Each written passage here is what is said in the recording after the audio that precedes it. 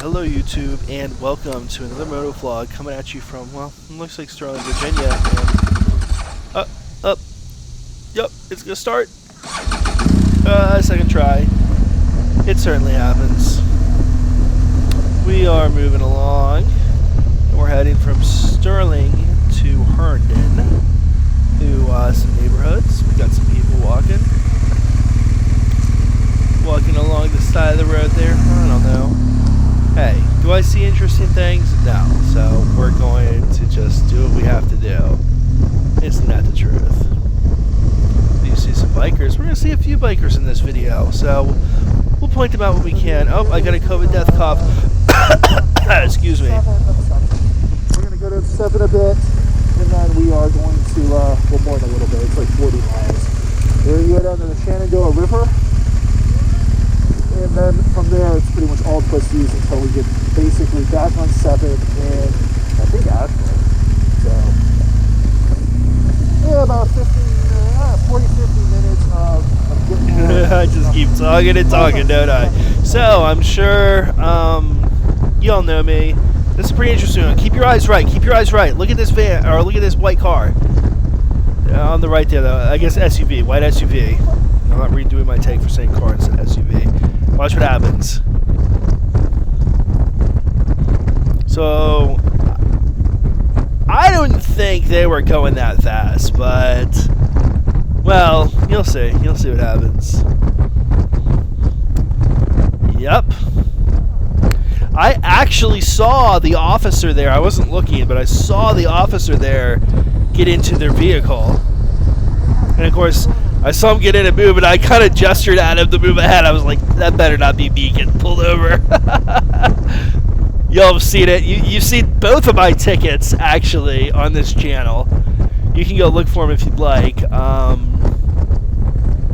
think one of the videos is called Dropping Ticket, and the other video is called, like, How to Get Pulled Over 101. Or something like that. So that would literally be the 2 tickets I've ever gotten on a motorcycle. Both of them were speeding and not reckless, but both times the cops said they could have gotten me for reckless, but decided not to. So I'm a lucky little bastard on that count.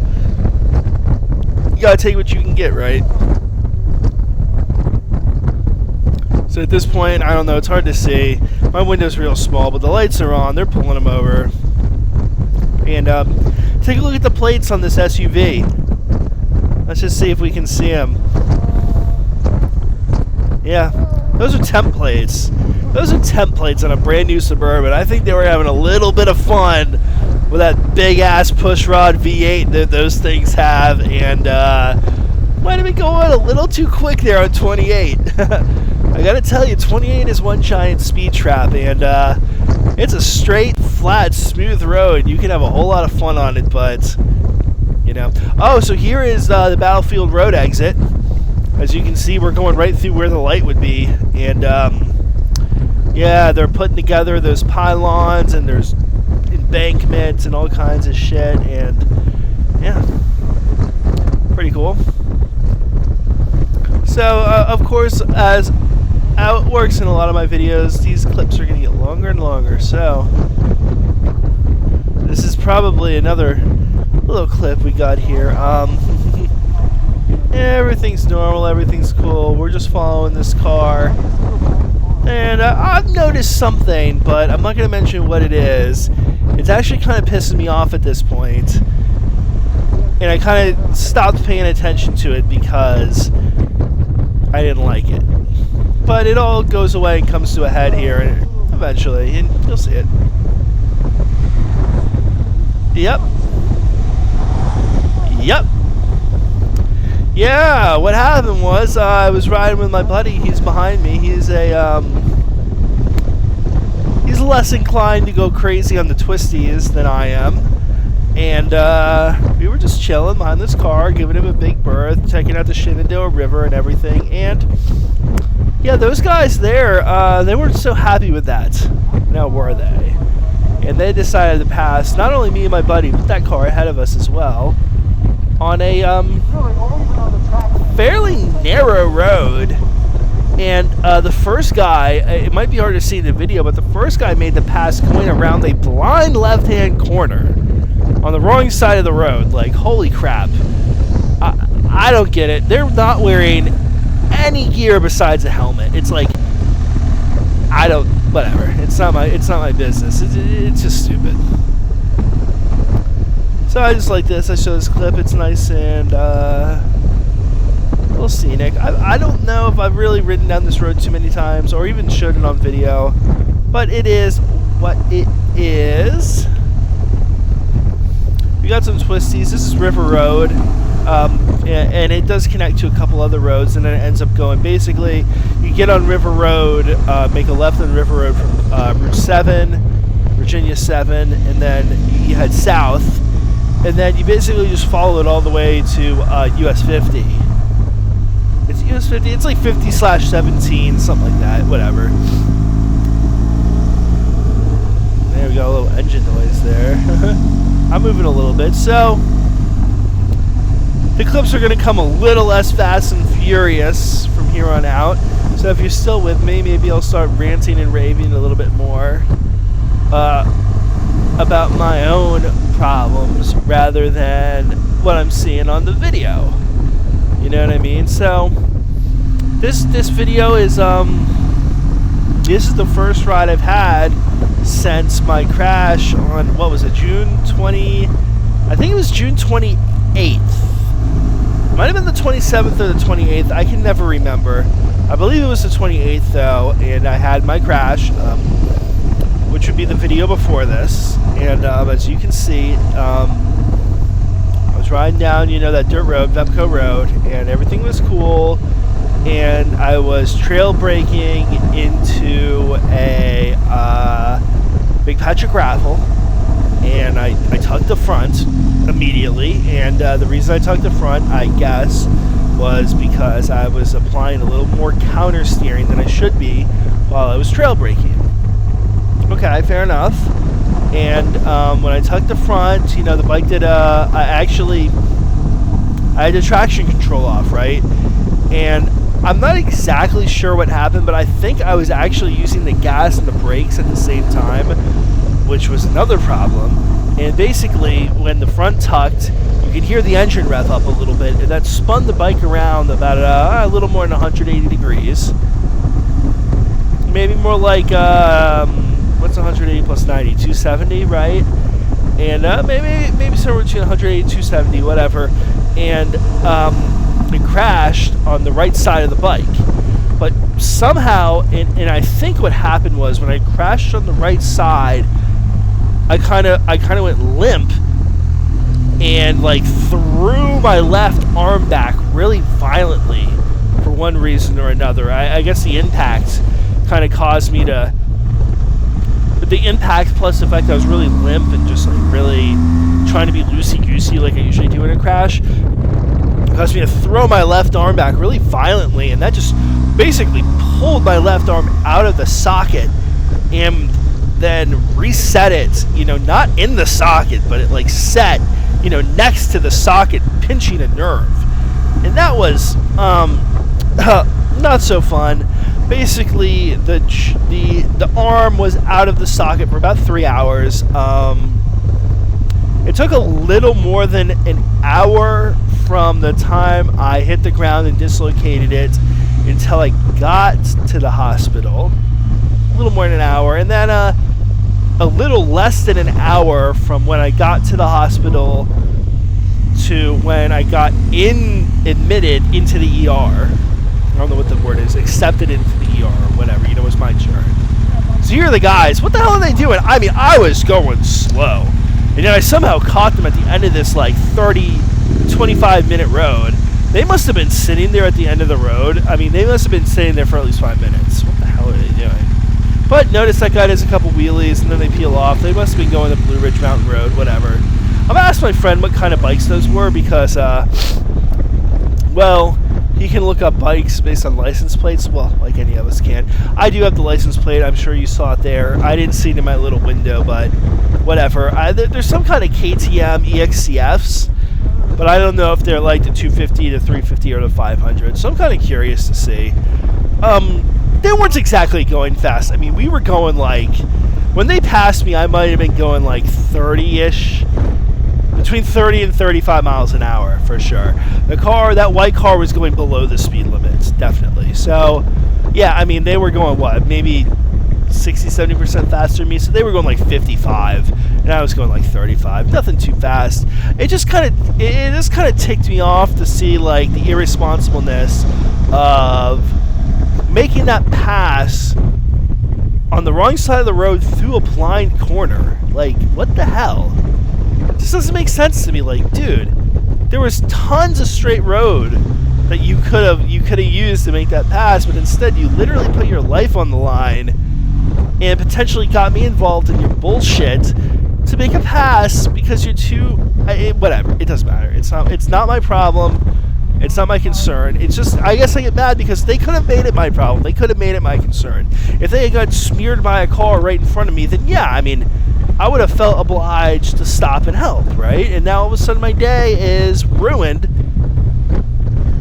Hopefully not watching someone die, but hopefully at the very least, you know, helping some guy get up off the ground and picking his bike up and having him go his merry way, you know? Anyways, so, as I said, a little over an hour from the time I dislocated to get into the hospital. As you saw in the video, my buddy was following us in his Jeep. So he piled me into the Jeep, my smelly ass. Yes, I was smelling pretty bad. And because I hadn't taken a shower, I wasn't expecting to get into someone's Jeep that day at all. And rode to the hospital, and it took him almost an hour to get me into the ER. And then from there, it was about an hour to get my shoulder reset. So when I was in the ER, they first they put me in there and they kind of evaluated, like triaged me, and they determined that I wasn't dying, so they kind of just let me sit there. And at that point, adrenaline was gone and the pain was really starting to set in because, like I said, I must have like pinched a nerve or something because it was just ridiculous. I wasn't in shock. I wasn't losing blood. There was no like there was no real physical issue. The issue was just purely like nervous system pain. Like extreme. Like I'm talking like if I didn't move, it was like 8 out of 10. If I did move, it was like, I mean, 10 out of 10 is passing out from pain. It was like 10 out of 10. Like, I do not think a human being could experience more pain than I was experiencing. Because if you would experience any more pain than that, you'd go into shock. Like, your body would prevent you from actually, like, experiencing that level of pain. You know what I mean? It's like when you have, like, unbounded open-loop feedback in an amplifier. Like, it gets louder and louder and louder and louder, and eventually it can't get any louder because there's no more power into the system. And that's kind of what it felt like. It felt like my brain was literally saturated with pain. And that was pretty beat. So first they gave me some fentanyl, and that reduced things by about, I'd say that reduced things by about 1. So my level of pain without moving after the fentanyl was 7. And then my level of pain when moving was 9. So yes, I could have experienced more pain, but it was bad. I couldn't relax, I couldn't do anything, so I was still sitting there. Oh, this was after an x-ray, so they triaged me, let me sit, x-rayed me, let me sit, tried to put the IV in, and that took the lady because my left arm was the one that was screwed up, right? So they couldn't put the IV in my left arm, they had to put it in my right arm. And I guess my right arm, I don't do drugs, especially intravenous drugs. I do drink alcohol, yes, but I don't do like drugs. And they just could not get the vein in my right arm. I think it took her 4 tries. And I mean, I was very patient. It wasn't, her fault, but it was annoying. And I mean, I'll say this, I was in so much pain just sitting there that her sticking me with the needle over and over again was more annoying than anything else because I wanted the gosh dang drugs, And so they dosed me up with the fentanyl, and it did barely anything. And so they let me sit, and then they came back with a local anesthetic, which was like, I don't know what it was, but it was like a the way they injected it was kind of like how they inject a like a vaccine. It was right into my left shoulder, and that didn't do anything. That was completely useless. And then they let me sit for quite a while, like at least like 20 minutes. And then they had me roll over onto my stomach, which was excruciating. Like, oh my god. And then I got onto my stomach and had my left arm like dangling off the table, right? And then they just hit me with like, I shouldn't say that. Then they hooked me up to an EKG machine, you know, the electrocardiogram, the heart monitor. And then they just hit me with the fentanyl like crazy. Like they went all out. Like again, this was literally my second time ever doing fentanyl, with the first being, you know, just a few minutes ago. And I mean, they went all out. Holy crap. I wouldn't say the pain went away, but it went from like a 7 to like, I don't know, maybe like a 5, which was enough to make me, to allow me to like relax. And when I relaxed, what they did was they had a nurse pull my arm down and kind of rotate it, and then and they did this nice and slowly, and then the doctor, he like pushed it like from the shoulder blade area, he pushed down on my shoulder blade, and the first time it didn't work, and then they kind of had the nurse pull it down and then rotate it a little more, and then boom, he did it again, and it popped into place, and immediately the pain went from like a 5 to like a 2.5. And they had me sit back on my back and just relax. And the next thing I know, I'm assuming because I was doped up on fentanyl, it was like 2 hours later. And at that point, they, you know, kind of finished things up and discharged me. And my buddy, the one who was leading the ride on the KTM, had gone and retrieved his big truck, and we went and got my motorcycle, the BMW that you see right here. And then we drove home, and he loaded my bike up himself, and then he unloaded the bike. He could not unload the bike himself. Unfortunately, my neighbor, who you've never seen in this videos, and I will not mention his name or anything about it, but my neighbor, God bless his soul, I love this guy, came out and helped unload the bike with him, because basically my friend could not get the bike out of the wheel chock because, I'm not trying to be a dick, but the setup has a lot of good qualities, but with a 600-pound bike like my GS, it's not optimal. So he needed a little help, which was fine, and I wish I could have helped him, but I obviously had one arm. Not exactly gonna happen. So yeah, I mean, that's the whole story really. And that was on June 28th, and a couple days later I went to the orthopedic surgeon in my area. He's just right down the street, and he basically said, we're gonna have to wait and see how this turns out, but you're under 40 and it doesn't seem like the worst thing in the world, so what we're gonna do is have you do physical therapy, and we're gonna go from there. And I've been doing physical therapy a couple times a week. Now, he suggested 3 times a week, but they only scheduled me for twice a week. I don't know what that's all about. Anyways, the last physical therapy session I had, which was on Friday, just a couple days ago, I guess the 21st, they started this technique called dry needling, which is pretty wild. Basically, the physical therapist will manipulate they basically give me the lie on a table in a certain way, and then they manipulate my arm in such a manner that they can press on the muscle. So basically the idea is the arm is back in place, and the shoulder's fine. You know, the arm and the shoulder, everything's good. And the problem now is the muscles and tendons.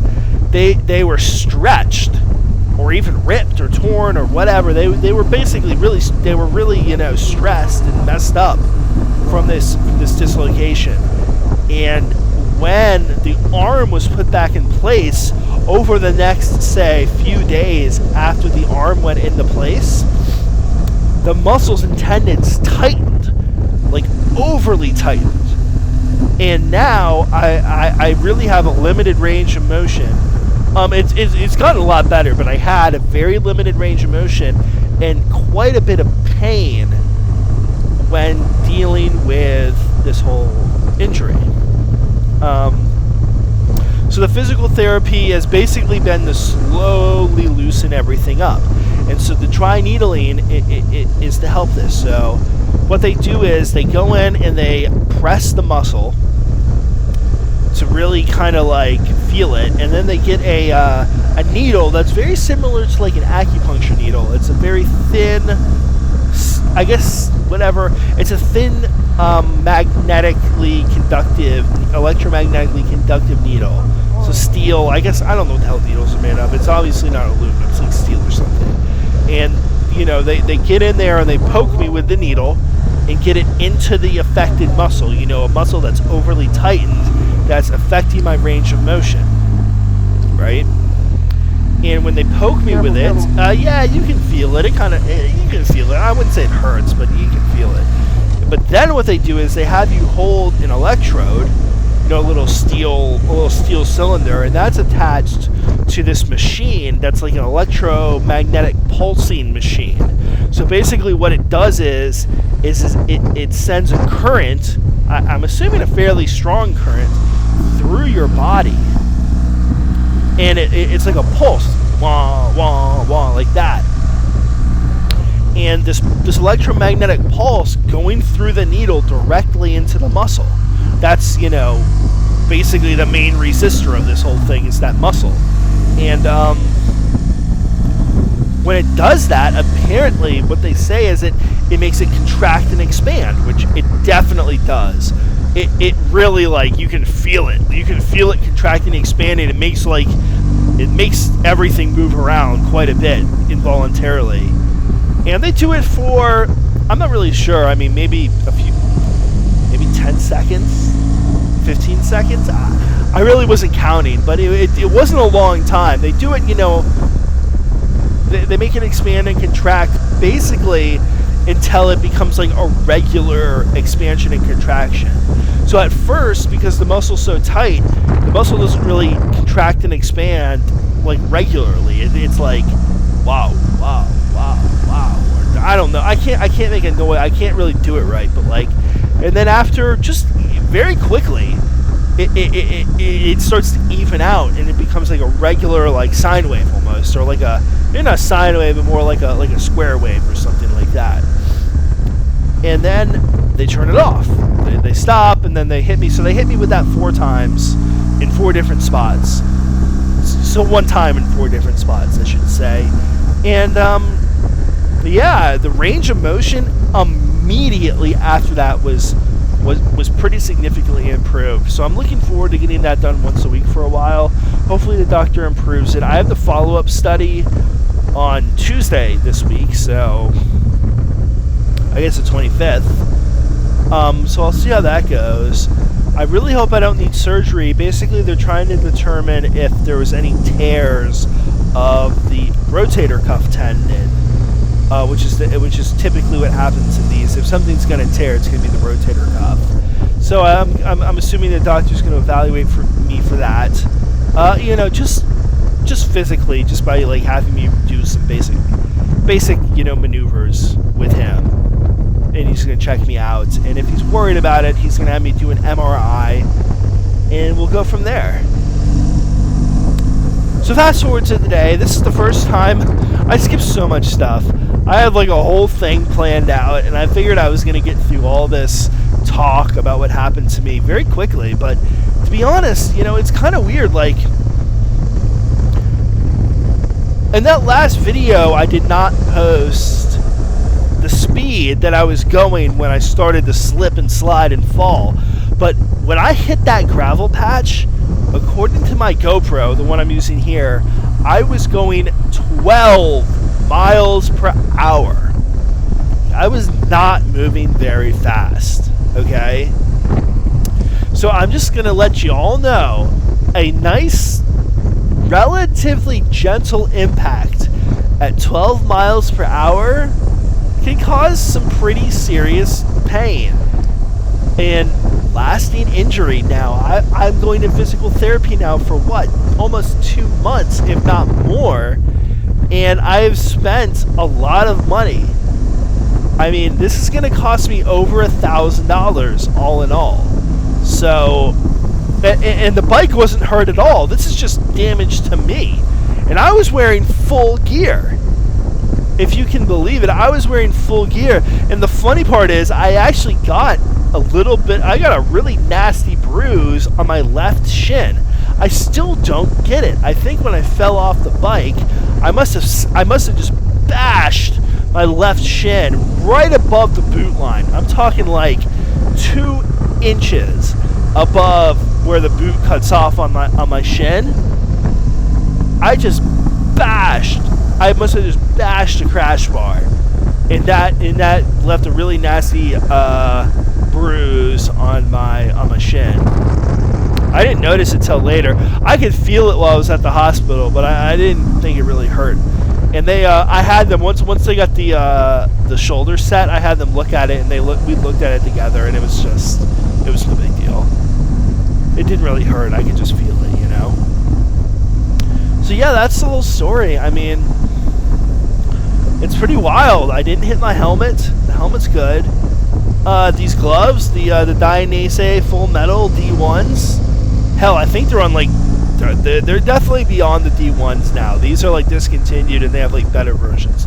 But these D1s have served me really well. The BMW. I don't remember what this is called. The Rally. The BMW Rally jacket. Perfect. I've got some kind of... I don't know the brand of those pants I was wearing. You know, let me check real fast. They're right next to me. I really cannot remember what they are. They're motorcycle pants, though. So they are... Cordura Diamond Fabric. That's not it. Oh, they're Climb. Yeah, these are Climb jeans. These are Climb something or other riding jeans. They held up completely fine. I mean, okay, they're jeans, so when you bash your shin into something like, you know, blunt, what the hell is a pair of jeans going to do when there's no armor there? But they have hip armor that I added, and they have knee armor. And they did have some knee armor, but I actually replaced the knee armor with higher quality knee armor. It wasn't very expensive. Neither was the hip armor. So the jeans themselves were like $300, something expensive like that. And then I spent like, you know, $40 or $50 to upgrade the armor. Totally worth it, because I did, as you can see in the video, I landed pretty hard on my hip, and it was like no big deal. And then I had the Alpine Stars, like they're like SMX. Alpine Stars SMX something boots. Like, I think they're one of they're very old. They're like 4 or 5 years old. And then of course, yeah, my helmet Arai XD4. Funny thing about the XD4, my buddy bought an XD4 just recently, and before he bought it, I remember telling him, you know, I think the helmet's really good, but it has a couple little niggles with like the fit and finish of some of the pieces on it. Well, his XD4 is like, those pieces are totally different from mine. So I think Arai realized that the version I have was, you know, not perfect, and they went ahead and fixed it.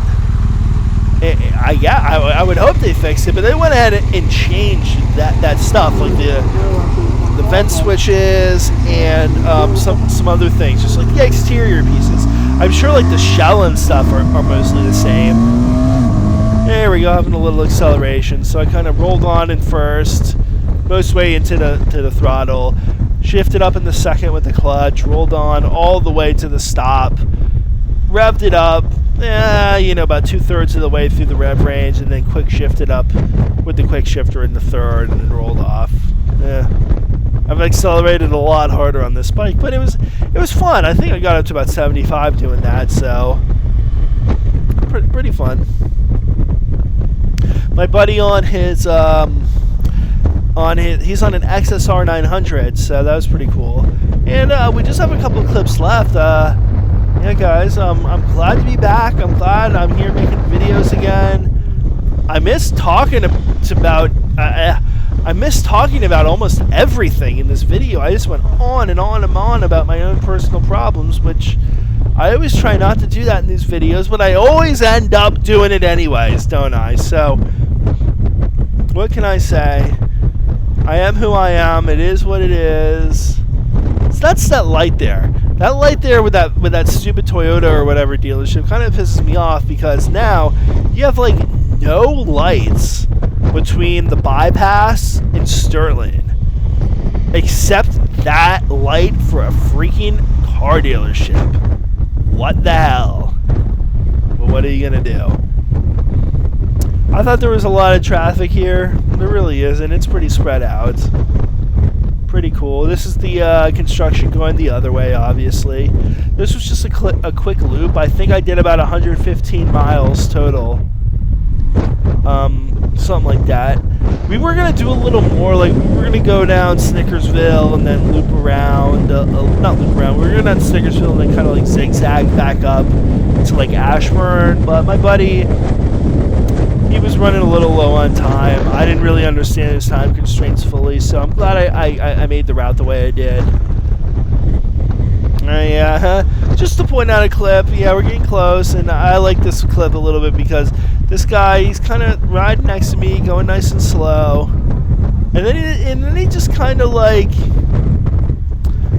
I don't know, I guess he kind of like loses his patience a little bit. I don't want to ride next to him, so I'm kind of slowing down ever so slightly, and then he speeds up, signals, really speeds up, changes lanes, because now I'm speeding back up again, but then he has to brake, because he thinks he can kind of like cut in and out of traffic, but that's just not going to happen. So that kind of makes me laugh. I like videos like that. And we got one more clip, guys. We're almost done. Oh yeah, just one more clip, baby. And this is the last one, and if you look on the left, you're going to see my buddy on his beautiful XSR 900 just pulling away. We're saying goodbye, because this is my exit, and he's down in down in Herndon, excuse me. And, yeah, that's about it, really. What the hell? He's still not here. What am I doing? I made this clip, and I think I made it wrong. He's somewhere. Maybe I missed him. There he is! There he is! I had to leave you guys hanging. There he goes. So, I'm glad he's improving as a rider. We all improve at our own pace, so that's really good to see. Yeah, I'm glad to be back, guys. I'm really happy that everything's working out. And I don't know the next time I'm going to be going on a adventure ride or, you know, going off-road. I certainly won't be by myself, just in case something bad happens. My shoulder was pretty sore after this, so I'm a little apprehensive. But regardless, it'll be happening sometimes. So, as always, guys, thanks so much for watching. And think about your riding.